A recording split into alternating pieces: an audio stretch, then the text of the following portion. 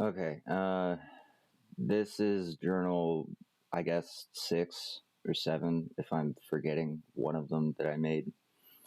I believe it's 6. No, I guess I'm offline, having an issue with the Wi-Fi here. Anyway, I'm gonna start with an update, rundown of what I've been through. Some people have seen the GoFundMe updates that have been put up. They didn't last for long. That was an old GoFundMe. Didn't go very far. There was one before it that had one major donation, and then after that, nothing. And then I started another one last year around November, which I have been promoting through Reddit and through my music channel every so often.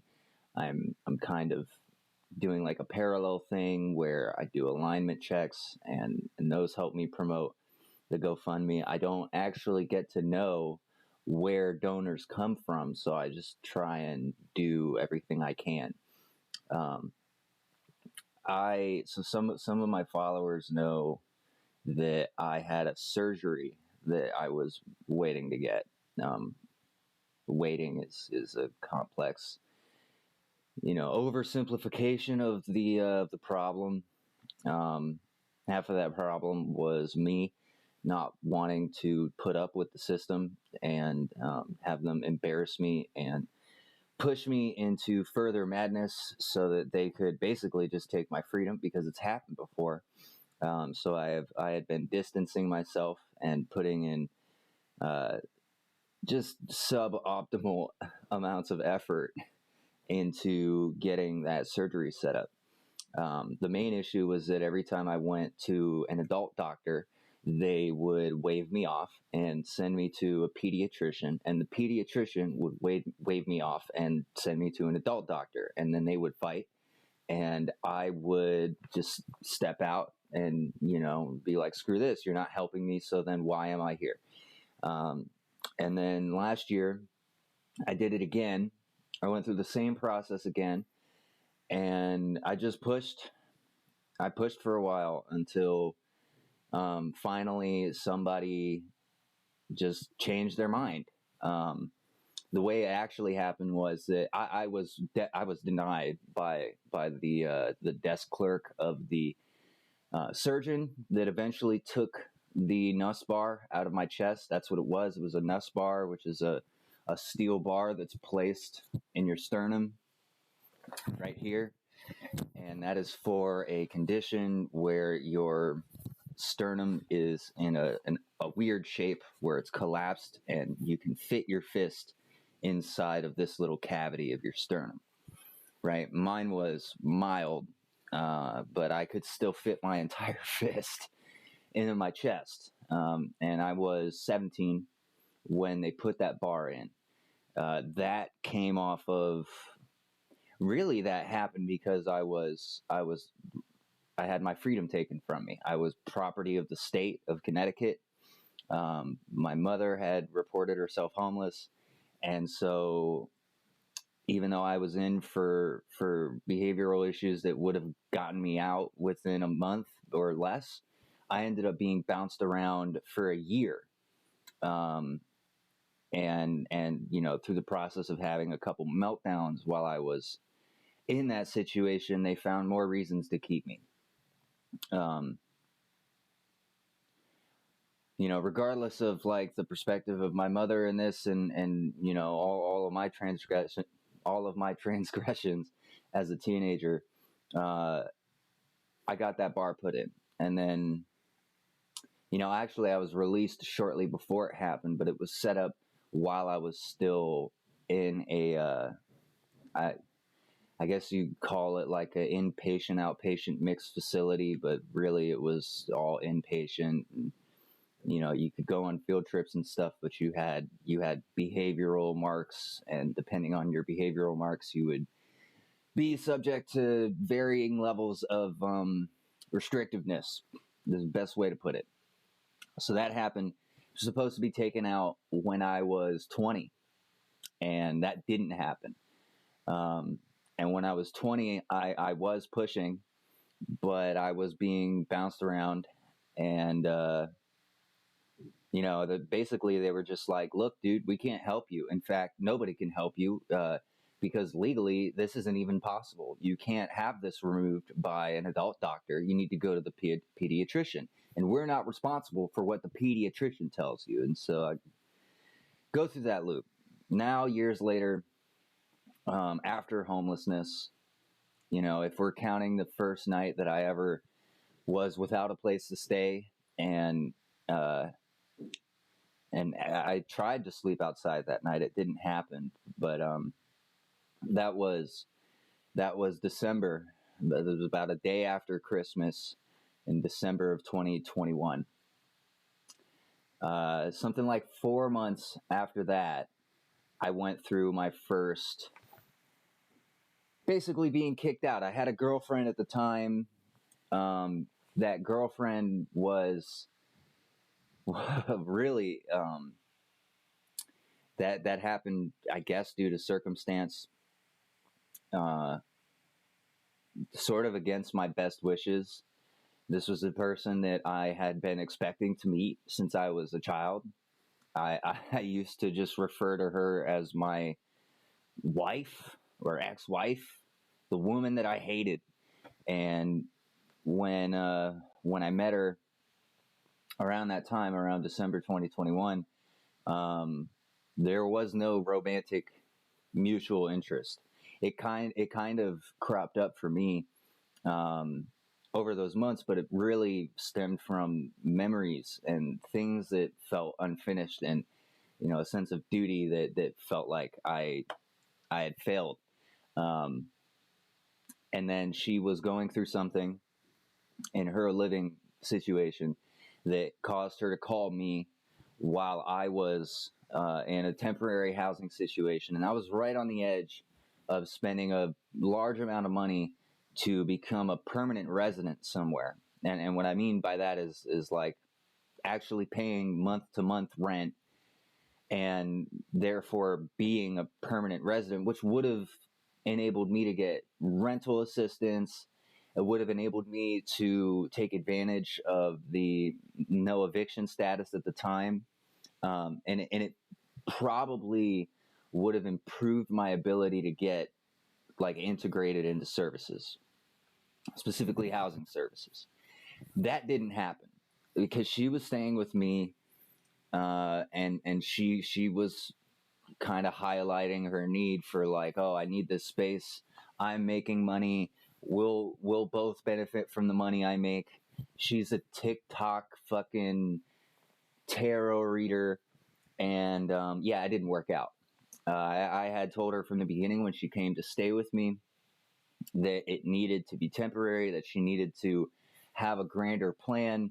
She needed to, like, even if we were going to be in a relationship, she needed to do what she was doing and live the way she was living on her own, so that I could figure out a way to grow into something that would work for me, because I knew that it wasn't going to happen with me sharing this space with her. And there was a lot of reasons for that, and it just didn't work out. There's a video actually on my YouTube of me in the dark, going into this long like tangent about duality and unity, and like how I like what my outlook is, and there's a woman there who's listening, and it kind of sounds like her. It was really strange. In hindsight, though, it's not the worst of the relationships that I've been through, and it ended, but it didn't end until I was completely assed out, homeless, nowhere to stay, no backup plans, no friends to help me. I had exhausted everything. I was ashamed. I'm still ashamed of where it all landed. And even at the end, she had brought, I guess I went out there to meet her. She got a place near the airport, and she moved to Colorado, which was the most upsetting part about it, is that she basically told me that she could have gone to Colorado like for months and just didn't. It could have happened, and it just didn't. And then while she was gone, because this speaks to my, I guess, just inability to take charge and to just end things when they need to be ended. Um, I was still attached. I was still emotionally dumping in her direction, and she like 4th of July, she's in Colorado. She calls me. She's like, "Oh, I know we're still going to be in a relationship after all of this," and blah blah blah. And I was upset. I'm like, You're calling me. You're drunk. I don't want to hear it. I don't think any of this is true. I don't know where you're getting the idea. And then the next day calls me, and it was something along the lines of like, I got so drunk because of you, and you're a real asshole for making me say those things. And I was just pissed off. And at that point I destructively pushed her out, and it was just like, I'm fucking done with you. I'm done with you forever. Don't ever hit me up again. You are everything that is bad for my consciousness, and I'm tired of it. And ever since then, I have gone through the motions of going through my memories, everything that pertains to her, and realizing that, I don't think she was ever my soulmate. And she shared that feeling on some level. I just, like, on another level, resisted it, was really wanting to be with me, and then, like, just like, well, I fucking hate you anyway, and I don't think this makes sense. And so it was over within about 6 months. That was 2022. The last month I think she was in town was June. And then 4th of July, I got that call, and I remember standing on the end of this parklet that I used to live in, and watching the fireworks and being on the phone. And it was sad, and then it ended. And ever since then, I have slept hundreds and hundreds of nights on the street. I've been robbed of everything in my sleep many times, 6, 7 times.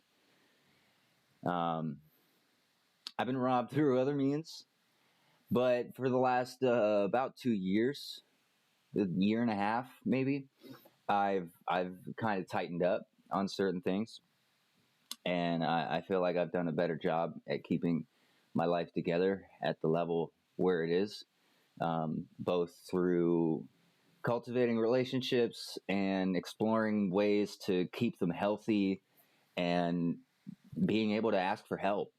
That without that, I don't know where I'd be. I'd probably be posted up against the side of a building. In fact, I'd probably be in jail right now. The specific reason for that is that I have had a number of confrontations with other homeless people, and it's just when you are a target, anything you do in the public eye is ammunition. And whether or not they want to tell you, as a homeless person anywhere in this country, it is a priority to get you out of the public and off the street. They can either do that by convincing you to go to a shelter, or they could do that by throwing you in jail the second you slip up. And they don't always like keep you in jail. It all depends, like, how well do you know how to manipulate the system? If you're wondering why it is a lot of people go to jail for a day, or even don't go to jail for a day, even though they committed a crime, it's either because the stealing laws enabled them to, or the police and the hospital system recognize that person as someone who is extremely good at communication and manipulation, regardless of how drugged out or homeless they are. And in that, they realize, like, well, there's nothing we could do. We would end up getting in trouble for putting this person into a long-term, either mental institution, or, giving him some bigger charges. So they don't fuck with certain people, but they definitely will try to. Regardless, I've been through a lot. I've been able to avoid quite a lot. And, you know, I stopped making those journals. I could have continued. I definitely have recorded some personal stuff, but I didn't upload it. Reason being is because I listened back and I realized that it's not new. I wasn't coming up with anything new. I was just highlighting again and again the same things that I had already highlighted. And I already have those journals there, private or unlisted, that I can listen to. I just listened to them a few times over. And, you know, now I'm here. This is not the first time that I've raised some money or got lucky and got some help and I'm indoors. But 3 weeks ago, 2.5 weeks ago, not even, like December 18th, I think it was, or December 19th, I got into this hotel. And before that, I was just sleeping out front. And I only slept out front of this building because the other spots that I've slept in are either more dangerous or they have speakers now that play just horrible fucking frequencies of music, or there's new lights that you just can't sleep through. You know, and this was all expected. There were laws passed back in July/August. There was a crackdown, and there is a, you know, somewhere under the surface there is a new push to basically marginalize homeless people further. And I guess that's fine. You know, like no matter what, if you're gonna make it, you have environmental challenges, and you have to get past them somehow. Since I had the surgery in May, my body has been changing in a good way. It hasn't really been linear. It hasn't, you know, directly led into where I want to be.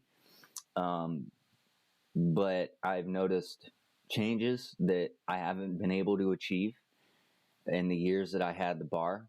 I did a lot. I experimented with a lot. You know, and what's unfortunate also is that right around the time that I was making those journals, the journals, you know, 1 through 5 or 1 through 6, whichever it is, I was doing increasingly better, regardless of like the cleanliness of the hair and shit and the teeth, you know, which was another thing which I have been working on and whatever. I was doing better. I was doing my perineum flexing, lifting practice every day and meditating every day. And even through going onto the street and having some meltdowns and giving up for a day or two here and there, I was still doing okay physically. The bar was challenging me, but I was getting somewhere, and it took really hard work. It was like 4 to 6 hours every single day, going out front of a cafe where I would hang out, arms above my head, and I'd do that for like 10 or 20 minutes at a stretch, and I would do it, you know, 5, 10, 15 times a day. So much so that I became known for it. And then I'm out front of the cafe. I'm actually across the street, and I had been doing some stretching that day. And I remember I sat down on the curb. I was looking at my phone, so I didn't see this guy pull up. And so there's a 4x4 pickup truck, Toyota, and the guy ran my foot over, or rather pulled up onto my foot, which I just had a sandal on. And luckily, it had a band over the main part of my foot because he might have like ruptured the blood vessels on the top of my foot, or even just completely taken the skin off, which would have been, I could have got infected. But yeah, he turned his truck off with one of his wheels on my foot and crushed it. And I banged on the side of his truck and I screamed. And he stuck his head out and he said, huh? Who? What? What? Huh? I think he even opened the door. And I'm screaming, you're on my foot. You're on my foot. Your truck is on my foot. Please get off of my foot. This hurts.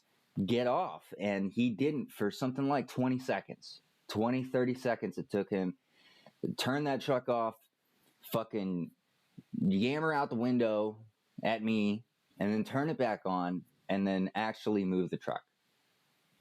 And when he got out, he accused me of lying. Conveniently, some fucking old Italian assholes from the cafe where I hung out came across the street to also call me a liar. And I called the police. They gave me a very interesting reaction to the situation. Their reaction was, look, man, this all looks really bad, and we think you should let it go. Now, as for the guy who ran over my foot, when he got out and he called me a liar, he also stopped me mid-sentence to tell me that he was there to pick up a man named Black Hitler. I'm not making this story up. Not one part of it. Black Hitler came up something like 5-10 minutes later with a cane in his hand. An older, something like maybe 60s black man.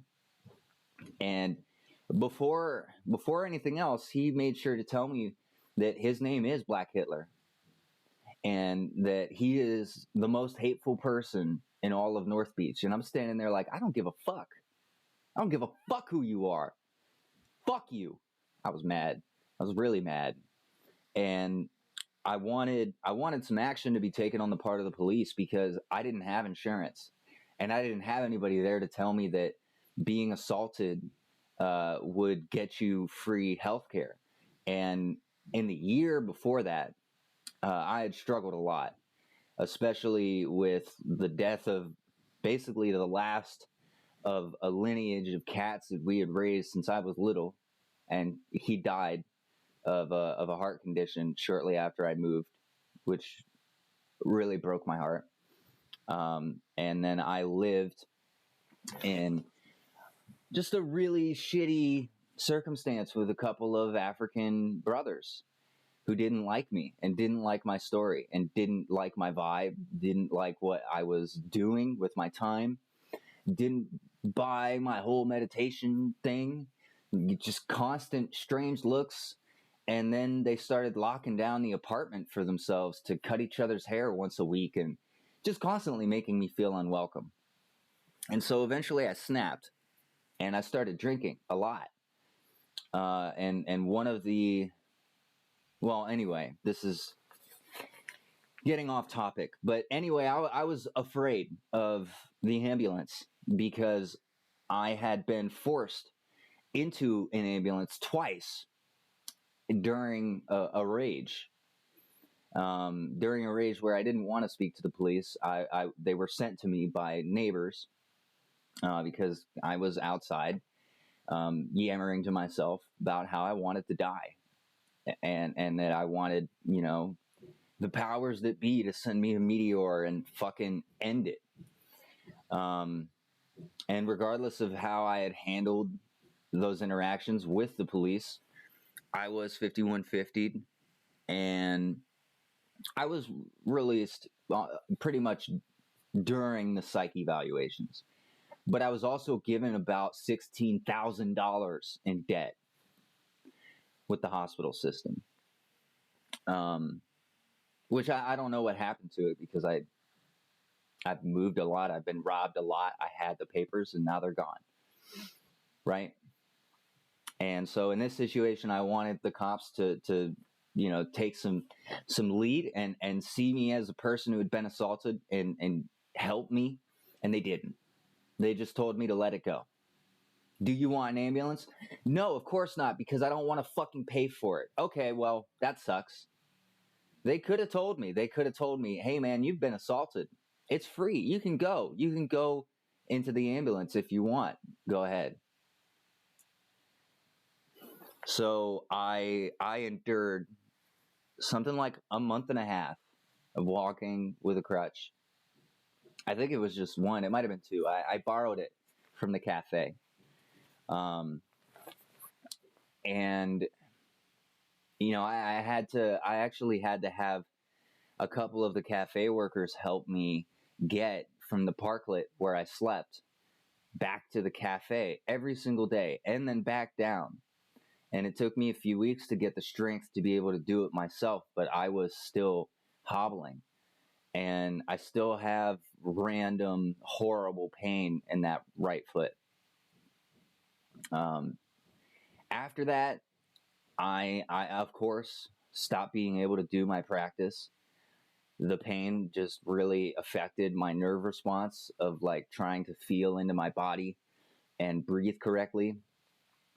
And it exacerbated the issues that I had. I didn't really like get back onto that level of effort ever. Even today, even till now, I'm still very much struggling. But I'm doing better than I was in 2023, right? I have been through a lot though. Earlier this year, I got split in the head, blood everywhere. It was a pretty intense fight. The guy had poured beer in my hair. I was literally just laying down, sleeping, minding my business. He came to the park screaming about Israel and European supremacy and how white people need to take over the world. And I get up, I'm like, shut up, dude. Just shut up. Go somewhere, please. In fact, I knew him. I knew him quite well. He was a friend of my ex-girlfriend. They used to hang out. So he walked over to me and poured beer in my hair. And it was just the last fucking straw. And while we were fighting, I got hit in the head with a violin case. Now, this is kind of important because it didn't help me get off the street at all. Nor did my surgery. When I had my surgery, they offered to put me into a public shelter. They gave me one offer for a medical respite, temporary, about 4 towns over in Hayward. So to that I said no. I said, if you can find me something like that in San Francisco, no, they couldn't. So it didn't happen. And I have been surviving off of the GoFundMe and selling basically whatever I can fucking sell that isn't drugs. If I'm selling fucking old stuff out of somebody's house for them and getting a little bit of money off the top, if I'm fucking selling some weed that I have that I'm just smoking, whatever I got to do. And it obviously hasn't completely worked out. I've spent more than half of this year on the street, regardless of, it's actually, in real terms, it's not that much, but for a homeless person, it's a decent amount of money. And it didn't even get me housed for half of this year.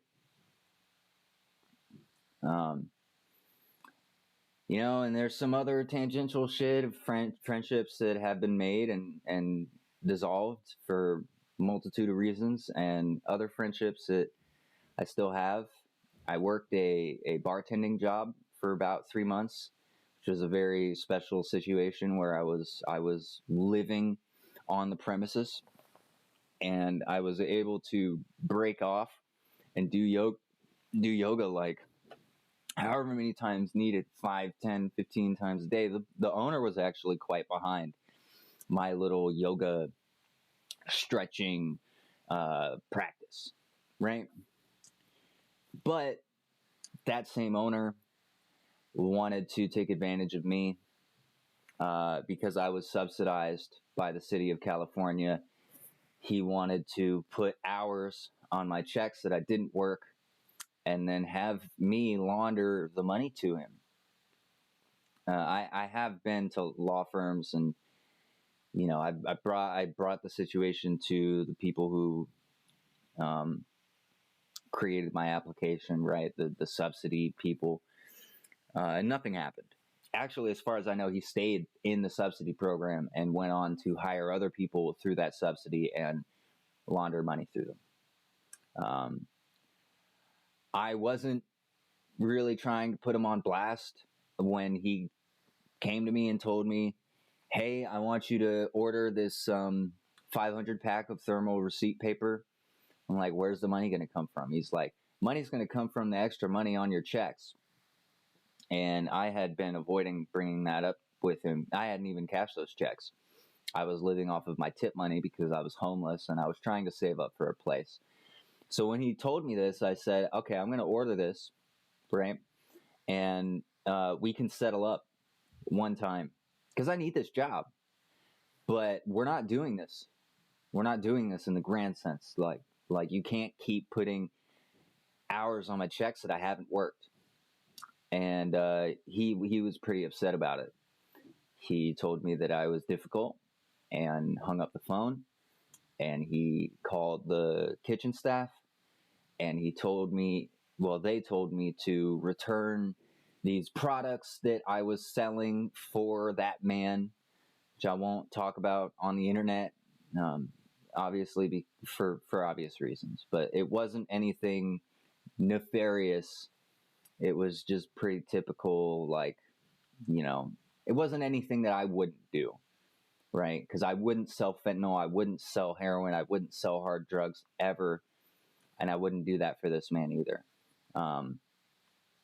But he had me doing things for him that, in legal terms are not legal. It's not legal to have your fucking bartender selling weed for you, especially the amounts that he was having me sell.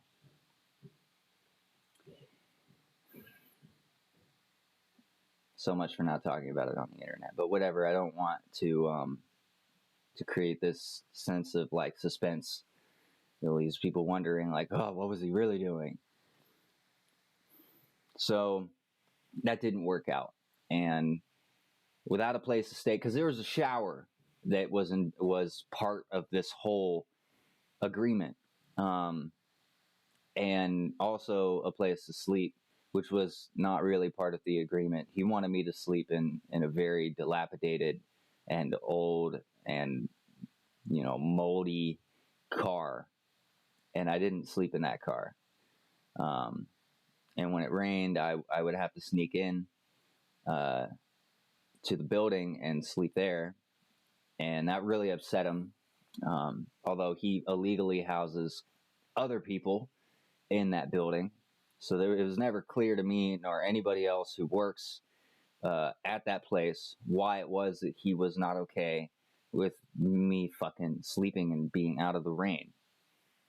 Regardless, when that ended, I was something like $800 short of being able to pay the full price, the first, last, and security for a place. And I also lost my income. So I lived it out for a couple of months pretty irresponsibly. I was extremely depressed. And I was in a lot of pain. I was in a lot of chest pain and back pain. And that could be because of the bench I was sleeping on or the floor or whatever. It could be because I was working and I didn't have that much time to really work on my condition. It doesn't really matter. So yeah, everything that has happened up to this point has only been partially successful, pretty much to the end of keeping me in the picture.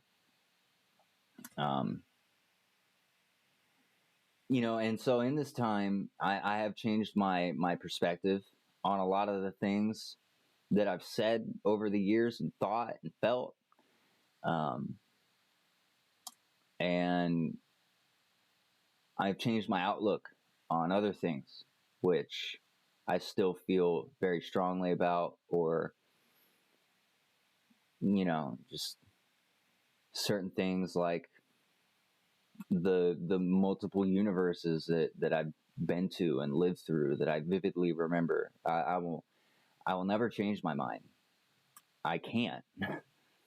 I can't because I've lived that, and I still live it in my heart and in my mind sometimes, in those memories.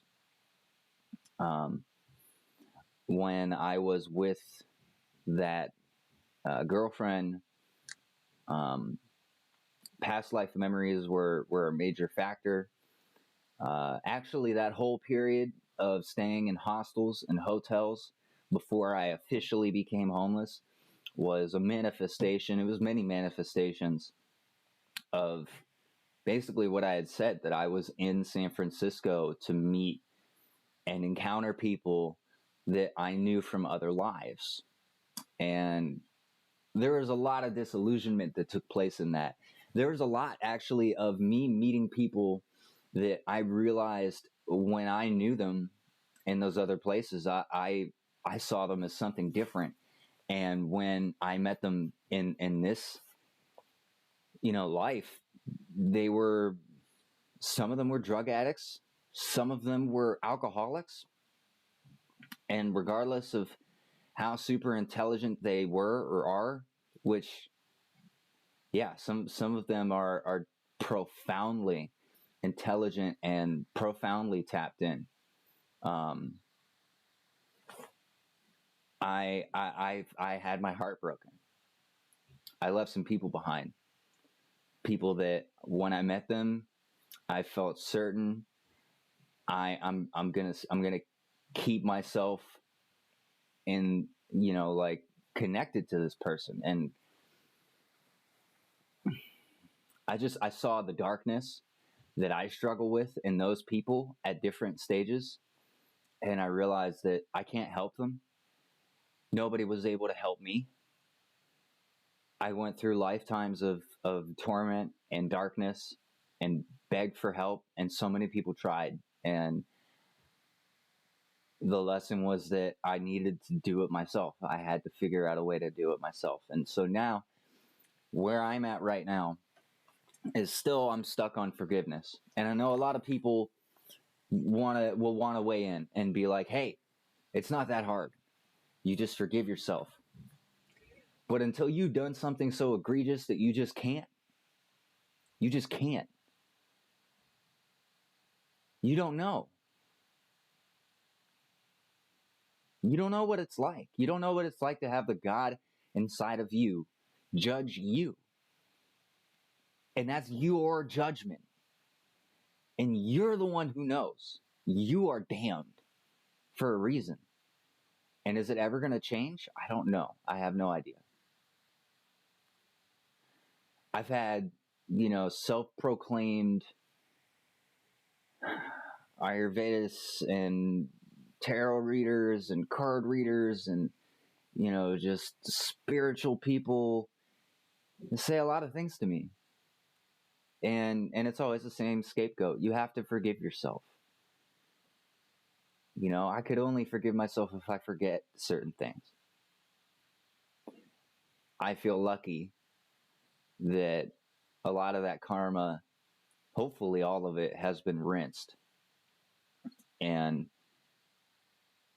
in a real way, a lot of the karma I live with now is from an angry me who has really just blundered through the last few lifetimes. I feel that I've been protected and blessed by the universe, by the angels, whatever you want to call it. But I am trapped.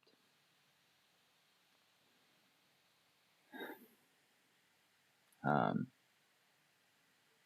especially the last few months, I have struggled with this feeling of my mind just going. That I am having realizations twice or three times or four times. It's so bad that it'll come through and feel like it's the first time, and then 2 days later I'll remember the other first times, and I feel scared and alarmed. Do I have Alzheimer's? Do I have dementia?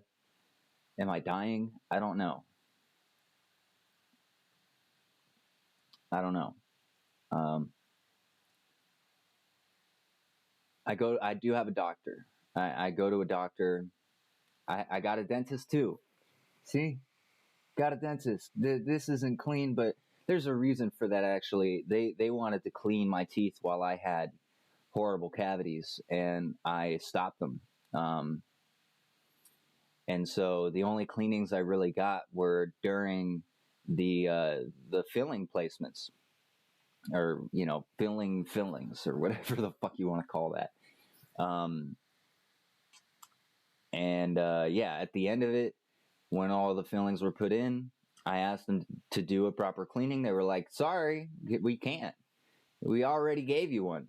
Like, what the fuck do you mean? But they're like, "Well, you had a cleaning appointment and you freaked out." So I have to wait another like 4 months before I can get like the full cleaning of my teeth. And there might be a filling or two that I need. But my teeth have improved. And I think anybody who watches this, who remembers me from the last like 3-4 years, can kind of see an improvement. But regardless of that is coming from age and being rounded out, and environmental exposure, being forced to become tougher. For a long time, I was hauling a like 60-pound military bag over my back, which I still have, and I still have all the stuff that made it 60 pounds. A lot of it obviously has been stolen or misplaced. Well, actually, it never gets misplaced. It just gets fucking stolen. And then I have to replace it. Actually, my setup right now is suboptimal because the last time I lost everything, I lost some pretty awesome compact equipment for making a sleeping setup. And so now I am kind of stuck with some larger items that are much harder to pack. And so I've been pushing around a cart shamefully. I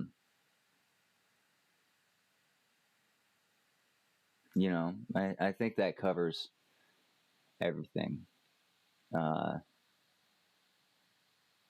do have like thoughts that I want to share about the state of the world and so on, but do I need to share them? I don't know. I don't think so. I think I still want to be able to teach. I still want to be able to teach what I've learned. And it's hard because I need to meet certain goals.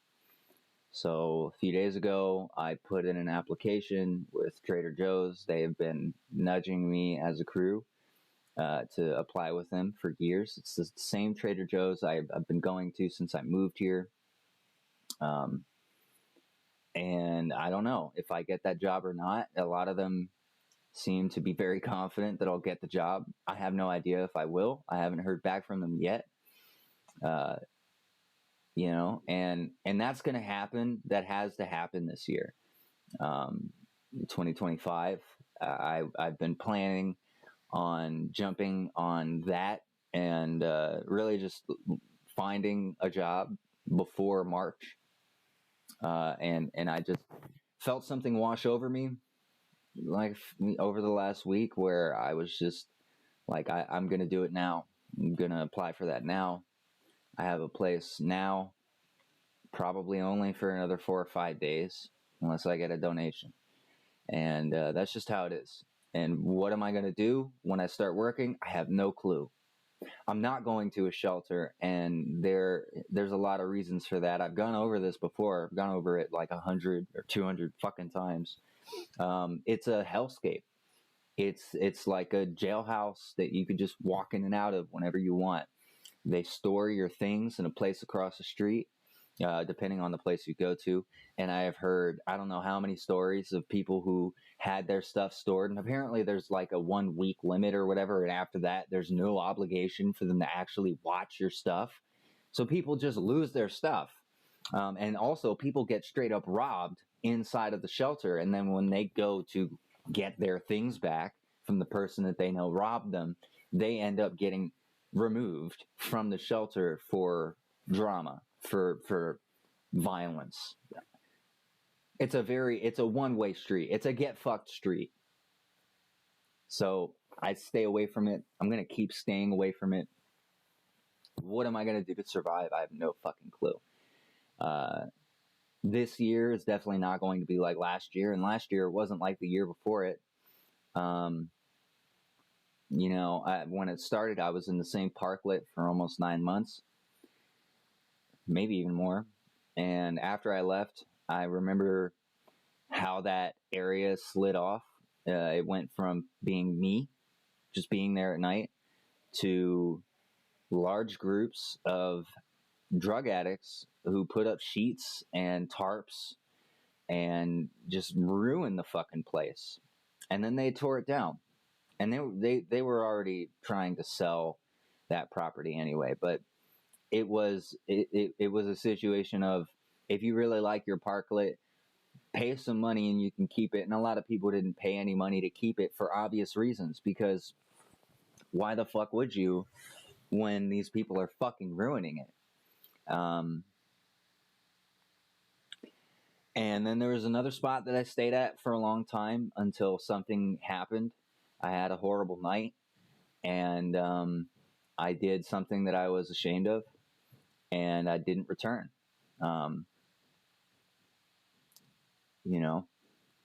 And I still feel that way. I feel like in those places where I had gone too far, emotionally and physically, I didn't hurt somebody. If anything, I hurt myself. But yeah, what I did was not okay. And so I moved on because that was the only sensible thing to do.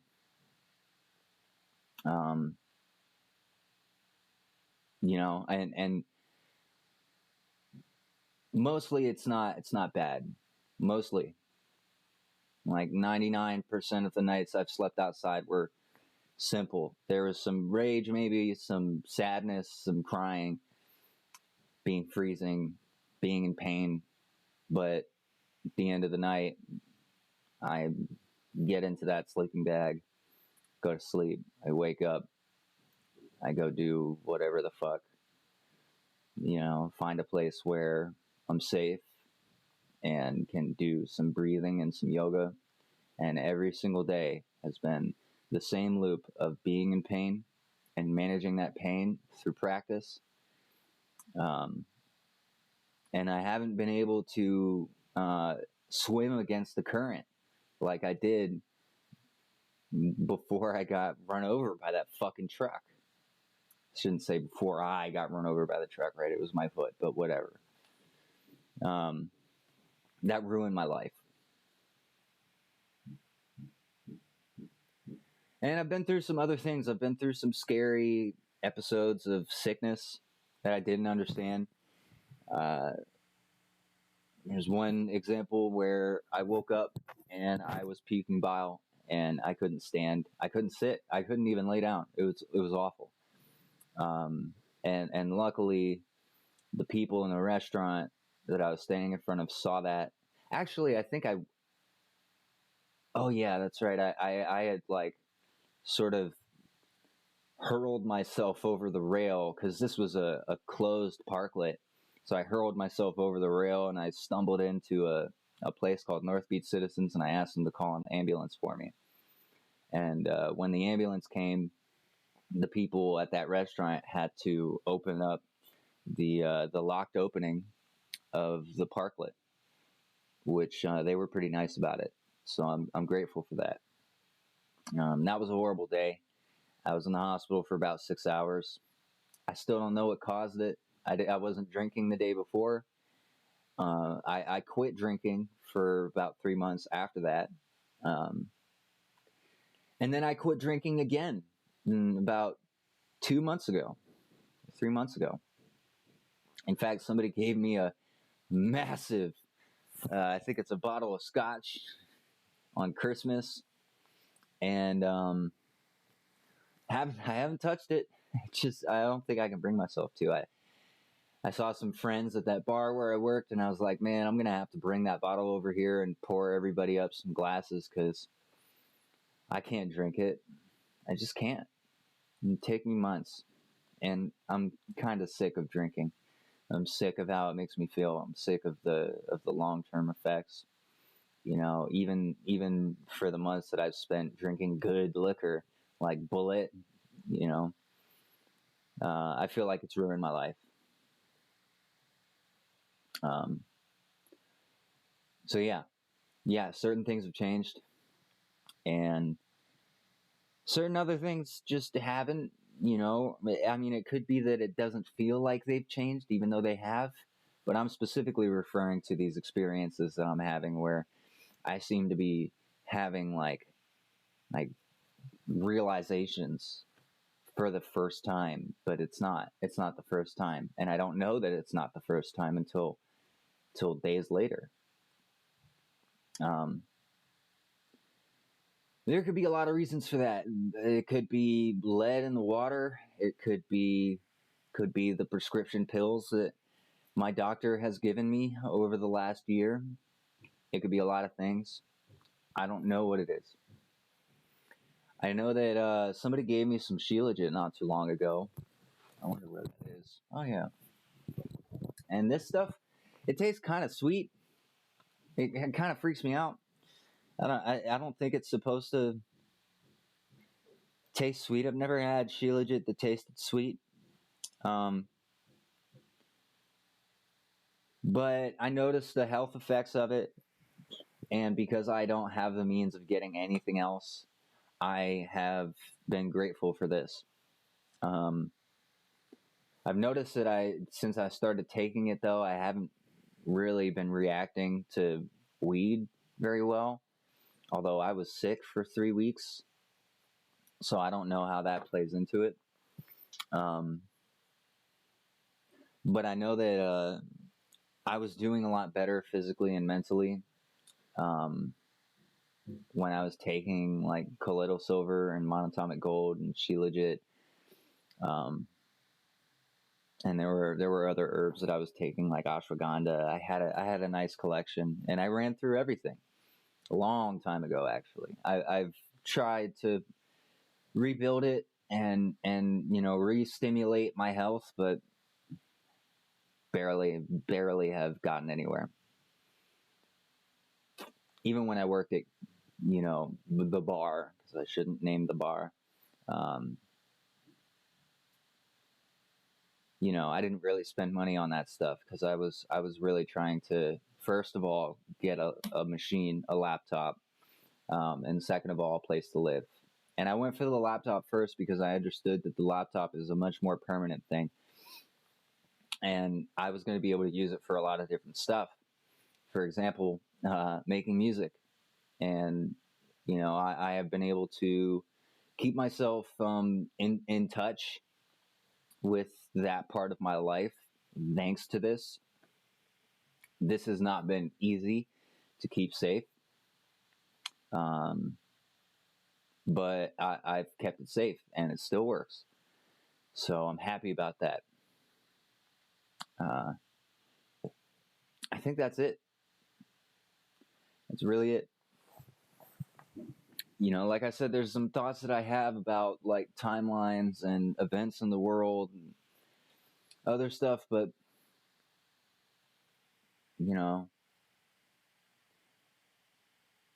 I've been grateful to find myself stimulated by good people that I've had good conversations with, even while I've been here, homeless. And, that's really it.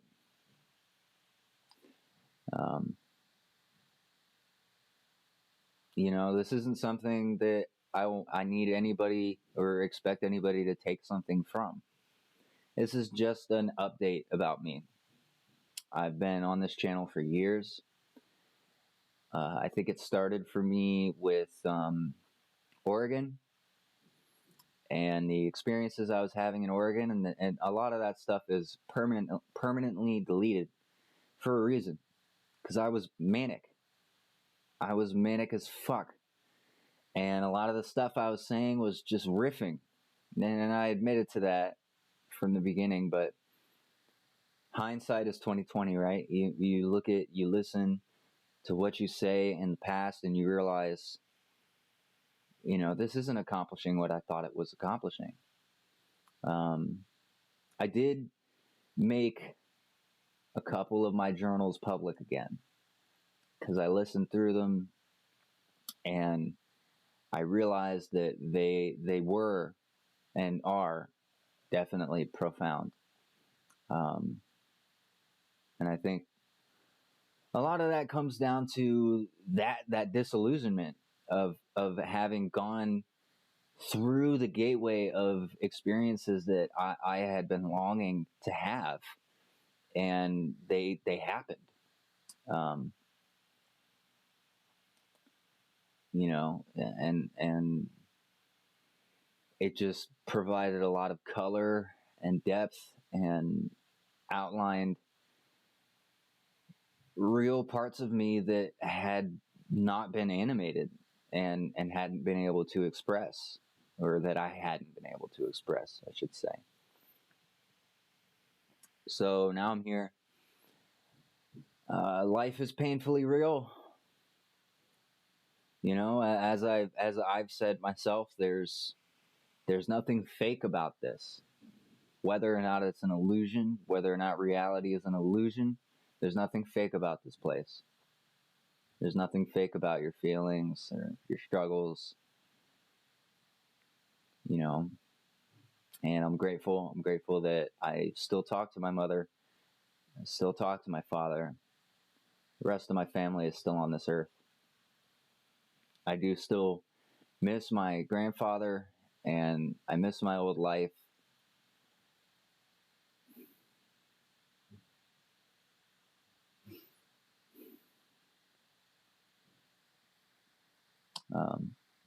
And more than anything, I'm not proud of what I did on this channel. I'm proud of the music I made. Because that music has helped me to just find myself and exist. And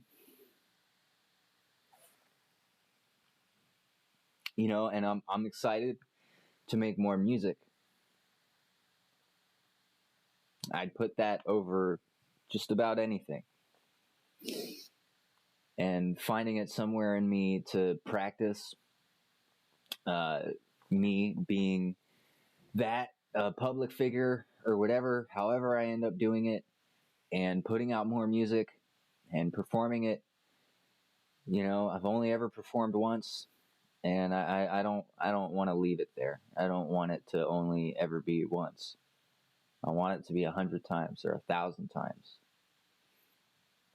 I'm confident that I can do more in instilling ideas and concepts and just states of mind and sharing them with others through music.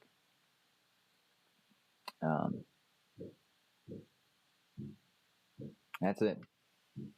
And anybody who watches this, who's still out there, I hope that you're well. I hope that your family is well. I hope that whatever you're doing to better your life is working.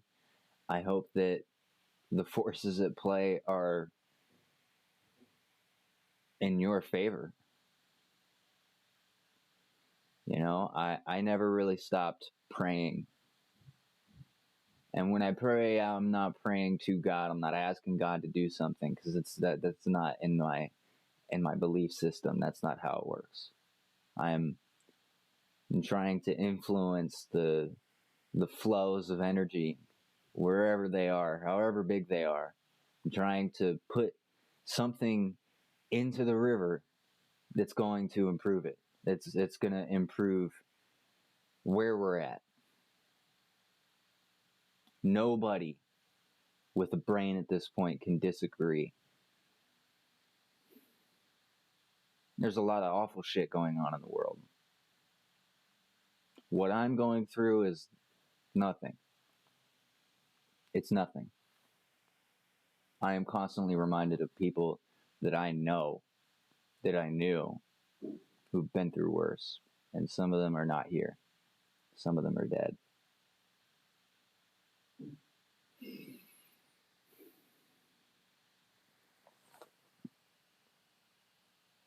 Yeah. Happy New Year.